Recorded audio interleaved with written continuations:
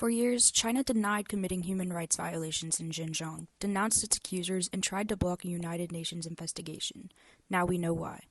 This is the repression of Uyghurs in Xinjiang, China. So who are the Uyghurs?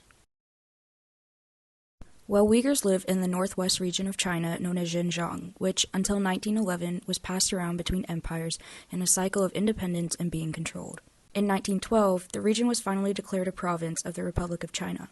Fast forward into the 21st century, and in 2001, the People's Republic of China releases documents that suggest Uyghurs are terrorists. Then, in 2009, a violent outbreak ensues between the Han and Uyghur Chinese, which results in a crackdown on Uyghur surveillance. In 2013, President Xi Jinping announces a new strategic plan for Xinjiang.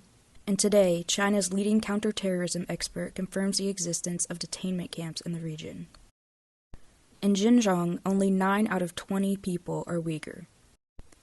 This 45% is a Turkic ethnic minority that is currently being persecuted by the Chinese government.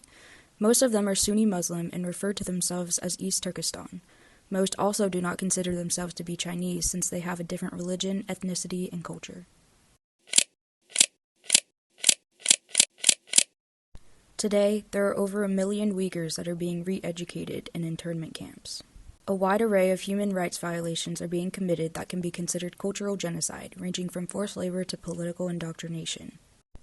The most prominent issue right now is detentions and arrests. Over half of Turkic Muslims have family members that are detained. Inside these camps, detainees are deprived of physical liberties due to beliefs, behaviors, and actions of others. The majority of those that are detained have not committed any crimes.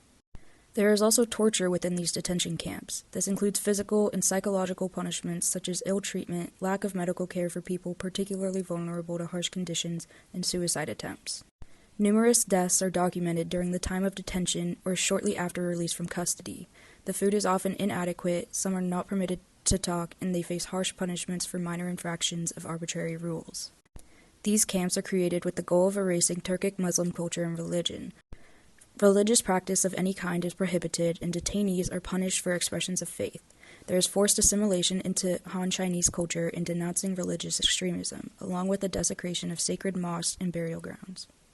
Mass surveillance is another one of the huge issues, and it's used throughout China but is particularly invasive in Xinjiang. Authorities will collect biometric data from Turkic Muslims without their consent and will use it to form a multimodal biometric portrait of individuals. Many people are flagged or detained for everyday lawful behavior by technologies such as CCTV with facial recognition and automated license plate recognition. Families are also separated as a result of the heightened restrictions on the movement of Turkic Muslims, and children can be left effectively parentless. Authorities have ordered the removal of children from the care of extended family to state institutions like boarding schools and traditional orphanages. Additionally, there are violations of reproductive rights where Xinjiang women are subjected to procedures like abortion, IUD implantations, or sterilization without their consent. This is a result of the Chinese government implementing stricter birth control policies because of concerns that religious extremism is an ideological crisis. Finally, one of the most talked about issues recently is forced labor under the Chinese government's idle labor transfer programs. Satellite images have shown how new factories pop up near political education camps in Xinjiang where inmates provide low-cost labor in dangerous work environments. Since 2014, the government has employed 450,000 new workers, most of which are not able to refuse their work assignments. A report from the Australian Strategic Policy Institute identified at least 82 well-known global brands such as Nike, Apple, and Sony that have factories in their supply chains in which Uyghur forced labor is being used. Because Xinjiang is a crucial part of the cotton, petroleum, and plastic industries, it's easy for companies to take advantage of the labor in the region's factories. Most of these brands, though, deny the fact that forced labor is used in any part of their manufacturing. However, the Chinese government tells a different story. President Xi Jinping currently denies accusations of genocide and other abuses against Uyghurs and says that their policies are aimed at attacking extremism. They insist that they're giving minorities skills to become more employable and contribute to the economy, which will ultimately help and reduce poverty. They also maintain that their program complies with the principles and spirit of a series of international counterterrorism resolutions. The UN report carried out in 2022 describes the situation in Xinjiang as serious human rights violations in the context of counterterrorism and counter-extremism strategies and large-scale arbitrary deprivation of liberty of Uyghurs in detainment camps. They also state that the situation leans more towards crimes against humanity rather than genocide.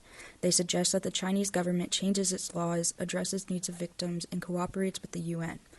As of now, the U.S. has enacted sanctions, export controls, and seizures of goods imported from Xinjiang in an effort to influence the human rights situation.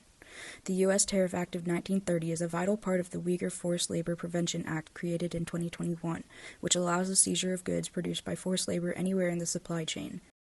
There are still many things that the international community can do to contribute to this effort. Governments are already imposing human rights requirements on companies as a condition of importing goods or conducting business within their jurisdictions. Most large multinational companies have written commitments to human rights, and particularly to ending forced labor.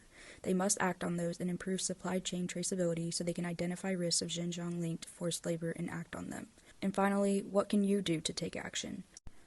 Start by contacting your members of Congress.